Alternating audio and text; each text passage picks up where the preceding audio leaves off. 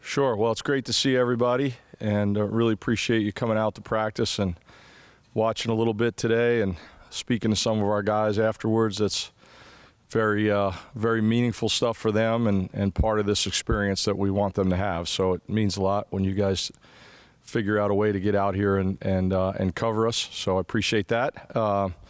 Nice warm week here heading into game one. I felt like I was back in Columbia today coaching with some heat and humidity. I'm glad it was a morning practice day. You know, it was one of those practices today where and I got some good exercise, which this time of year I don't probably carve out any or enough time to do that. So you run around and practice some and you feel like you at least burned a few calories. But it was one of those days where you got to be really careful. You better take a lukewarm shower.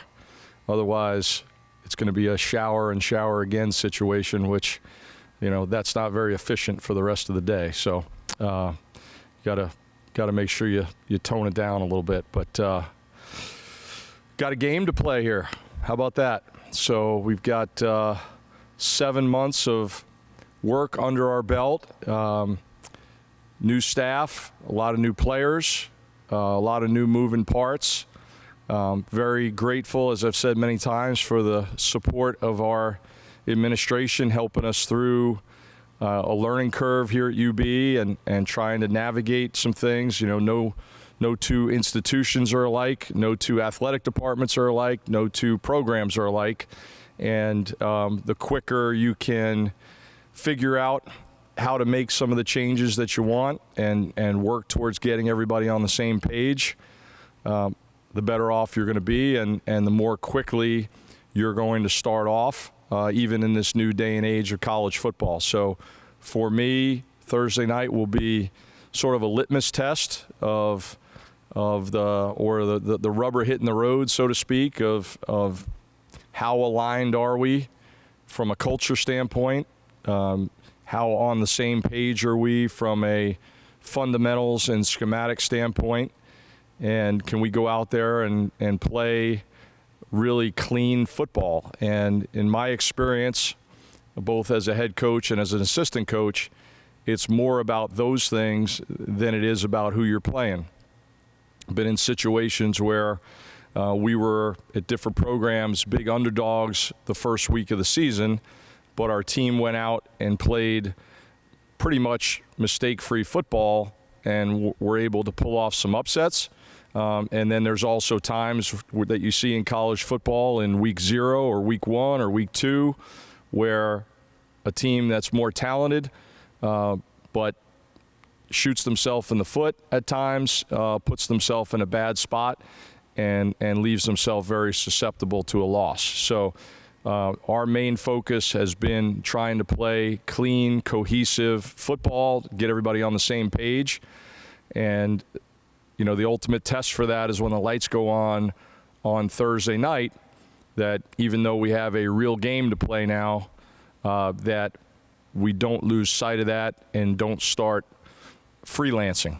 All right, so playing within ourselves and playing the way we've been prepared, I think, is a big deal. And now that's especially the case because we've got a very, very talented, experienced veteran team coming in here. Lafayette is a school that I'm very familiar with. Spent 3 years in the Ivy League and 8 years at Lehigh in the Patriot League. So Patriot League football, the quality of Patriot League football, the coaching acumen to be successful in those two leagues is extremely high. You've got bright players that are going to be there for all 4 years at those schools.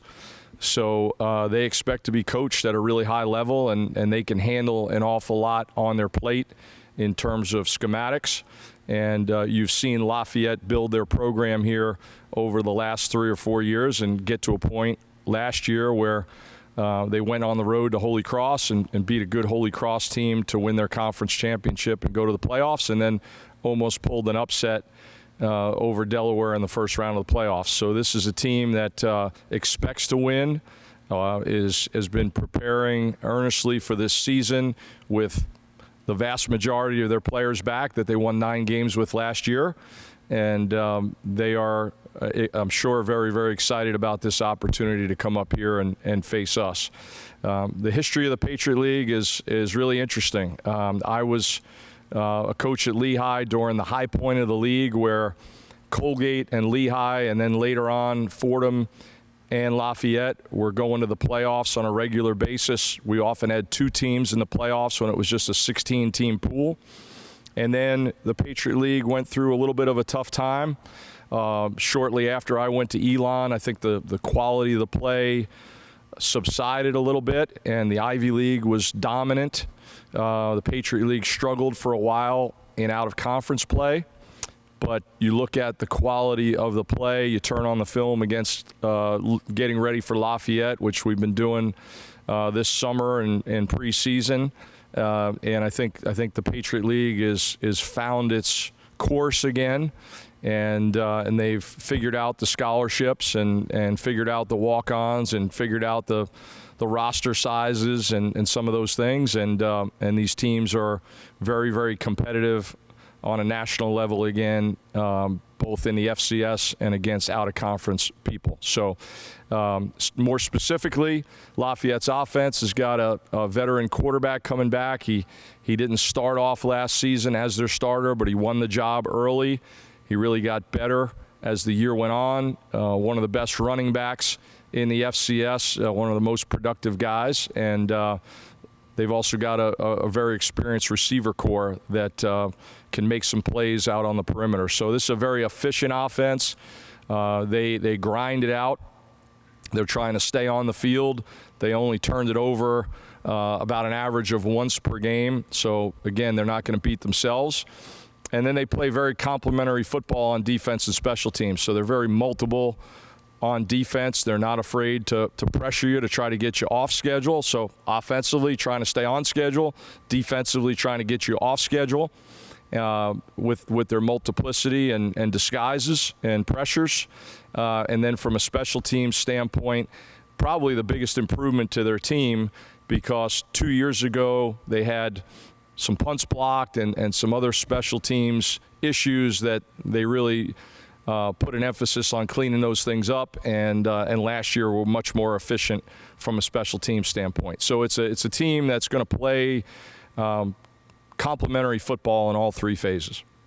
But that said, I'll open it up for questions. To that point, like you said, Lafayette, they're experienced and productive. What is the biggest challenge this defense faces playing that kind of offense? Is this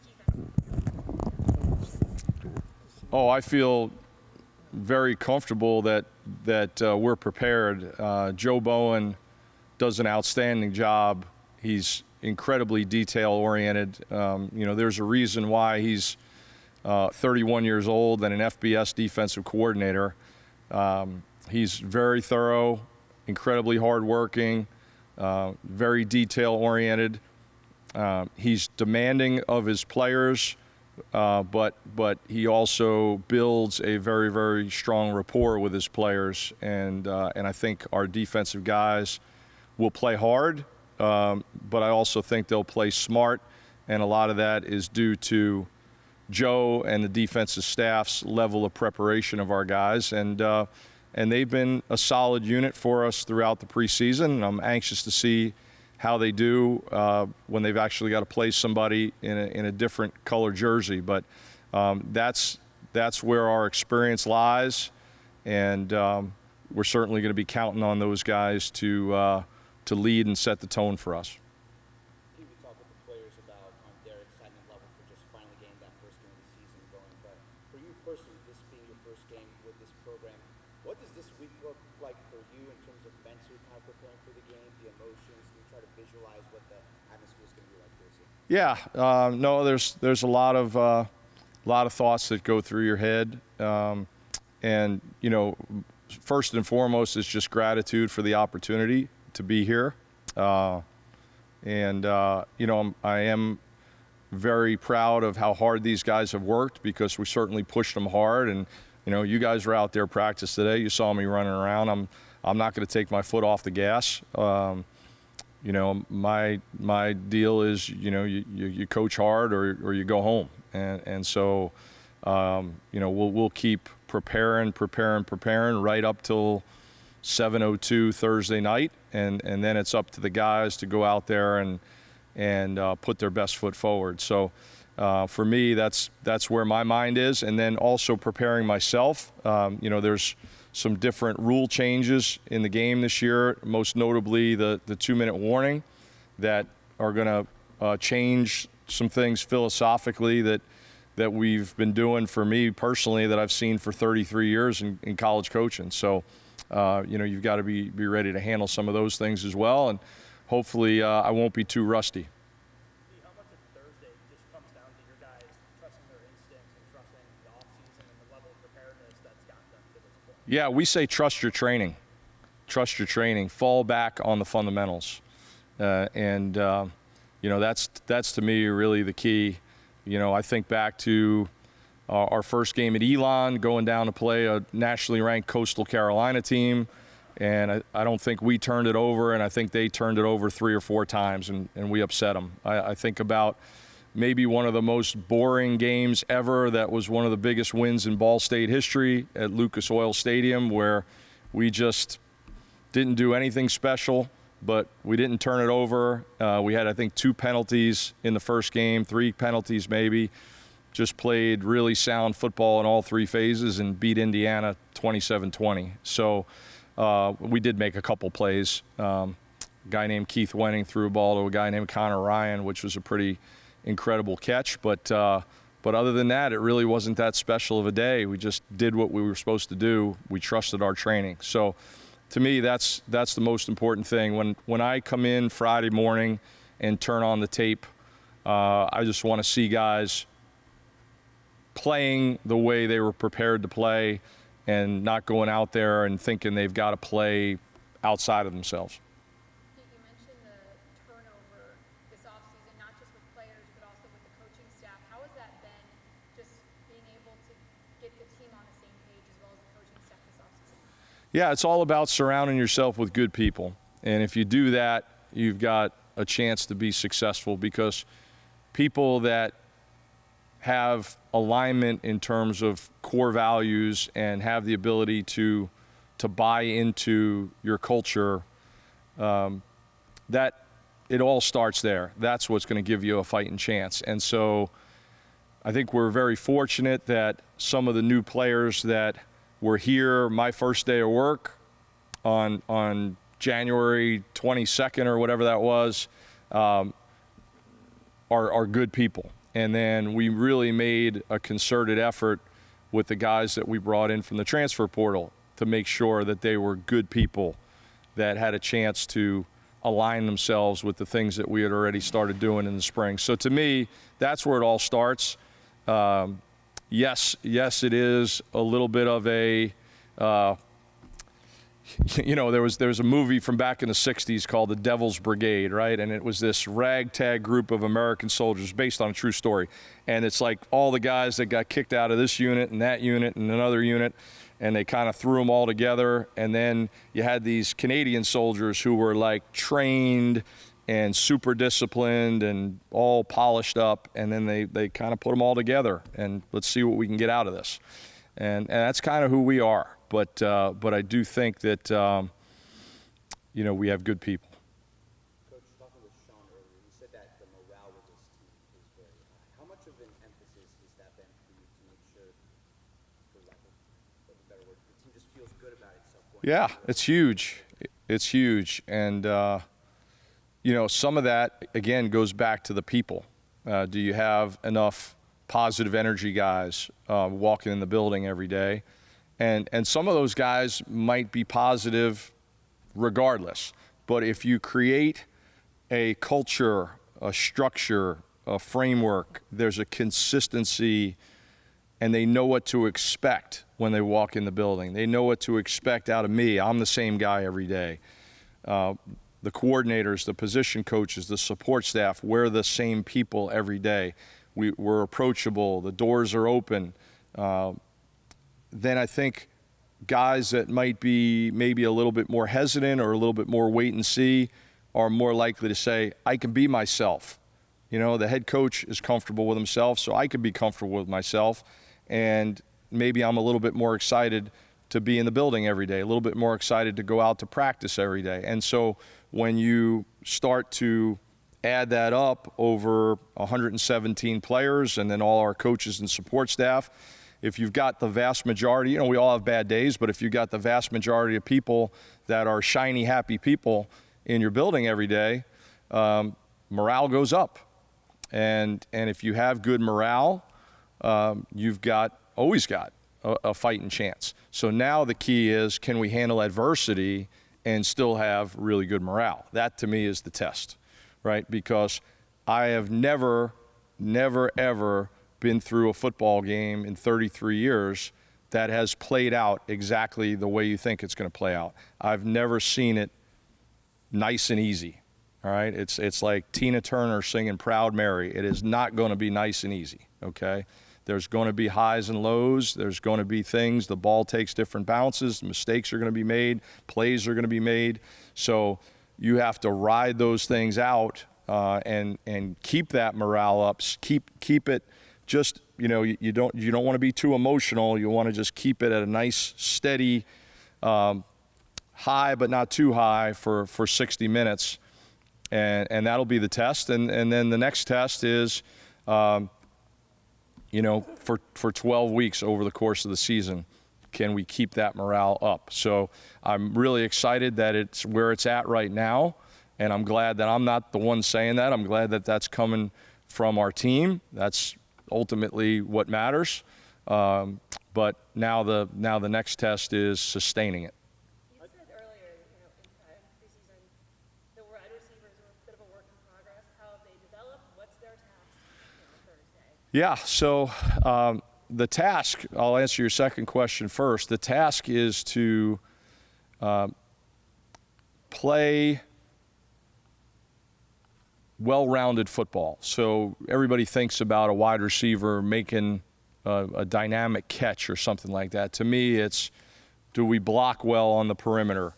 Are we in the right spots, even if it's a route where maybe I'm not the primary receiver and hopefully the ball is going to go somewhere else, but did I help the spacing of that route and so forth to create those opportunities for other guys? You know, if there's a scramble, am I in the right spot after that scramble? Again, trust your training, what we talked about a few minutes ago in here. And then relative to the group, I do think there's been some development. I don't think there's any question that Nick McMillan and Taj Johnson are our two leaders of that group and have been our most consistent guys going all the way back to the spring.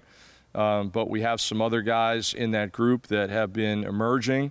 And one guy that I complimented after a practice session a couple days ago was J.J. Jenkins, who, you know, was relatively quiet in the spring and even relatively quiet the first week or two of preseason, but he's really been emerging here the last couple of weeks, and I expect him to contribute in some way, shape, or form Thursday night.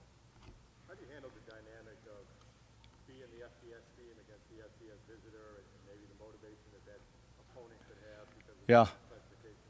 Yeah, I think our guys, you know, respect the heck out of Lafayette, and you know, we don't talk a lot about the past. You know, we talk about moving forward, and one of, I'm not a big slogan guy, but we do have certain mantras that we talk about repetitively, and one of those is respect all, fear none.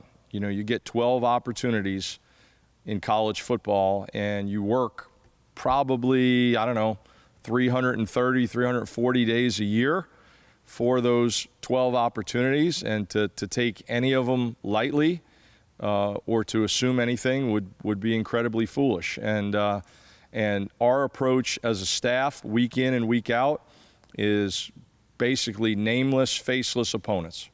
So, you know, we're not going to prepare any differently one week than the other. You guys just saw Thursday practice. A Thursday practice is going to look the same every day. It's Tuesday, but it's Thursday for us, right? So that practice, there may be some different play calls. There may be some different ways of attacking a certain opponent. There may be some different challenges from a special team standpoint in a given week, but that's a Thursday.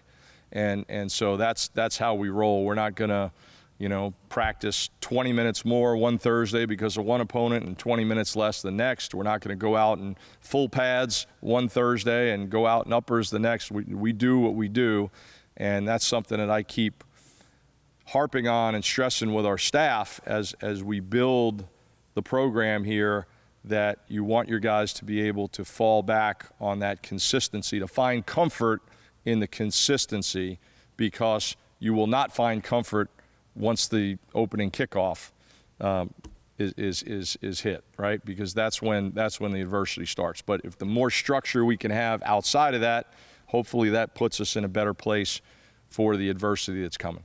How have you and the coaching staff adjusted to the radio communications, which is one of the biggest changes in the sport right now? Yeah, so we have worked on that some during preseason. We've gone through some mock game type stuff. Our coordinators have been wearing the headsets in practice, and I think like anything else in life, balance is the key, right? You don't want to go off the deep end with something just because you now have access to it, and then you find out later that maybe there's some unintended consequences from it. So I think going in, looking at it as more of a bonus, I'm not assuming anything. We might go on the road somewhere, and who knows, maybe those sideline tablets don't work, right? So let's not totally rely on those. Let's trust our training and fall back on the things we've learned through the years. And then if we can use that stuff as a bonus, great, let's do it. Let's also not make it a distraction. Like a sideline tablet doesn't mean that we're grading the game on the sideline, right? It's not entertainment for the players, it's teaching, right? And here was an issue on the last drive. Here was an issue on that third down call. Here was some kind of alignment, something like that. Give them some quick, direct feedback, and then go back and play. And the same thing with the coach-to-player stuff. Obviously, it gets killed at 15 seconds anyway. But again, there is there's a saturation point that you can get to with that stuff. And so I think that the test for us as coaches, and this is always the test on the headsets, I don't care what level you're at, high school, college, pro, is just because you can talk, that doesn't mean you have to say something. For a new coach implementing a new program here, how much or what ways does it help having week one at home? Oh, it's great to be at home, for sure.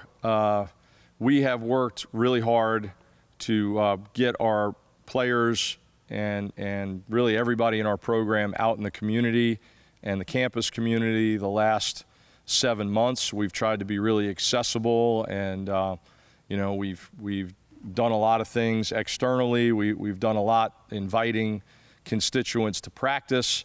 So we're trying to kind of change the mindset, and I've been in some places where I've seen a really, really good football culture on campus at this level of college football. Would ultimately love to see us be the front porch of the university, where people take pride in what we're doing and how we're doing it. And to me, the grassroots part of that is building relationships and people coming to watch us because they've met me somewhere, or they've met one of our players somewhere, or they're in class with one of our players. And we had a really fabulous function here Sunday night, which was orchestrated by our Office of Student Life, and 4,000 students here in the stadium having a fun night with entertainment, and our team was one of the focal points of that evening. And those are the types of things that we need to do to start to create more of a football culture on campus. And probably to a fault, I have immersed myself in that, and but I think that's needed, and I think it makes it a much more fulfilling experience for everybody, right? If I'm a donor to the program and I feel like I know the head coach, I've got a relationship with the head coach, I've been able to come to practices, I'm hearing from the program regularly, or I'm a corporate sponsor, and I've been able to come over and watch a practice and see how, feel like you're on the inside of what's going on, you're just much more likely to want to stay engaged with it and hopefully become a bigger part of it down the road. And the same thing for our students. They could have picked any spot on campus to do that event Sunday night, but the fact that we did it in the stadium and got the students down here and had an opportunity to have them captured and encourage them to come back and be a part of home games here, not just Thursday night, but future home games as well. I don't expect it to totally flip overnight, but it's a process, and it starts with us. It starts with leading by example. I tell our kids all the time, there's two kinds of leaders. There's leaders by example, and then there's vocal leaders. If you try to be a vocal leader and you don't lead by example first, nobody's going to listen to you. So we've got to show people that we're willing to do it ourselves, and if that means an extra commitment of time, effort, energy, I think it's 1,000% worth it.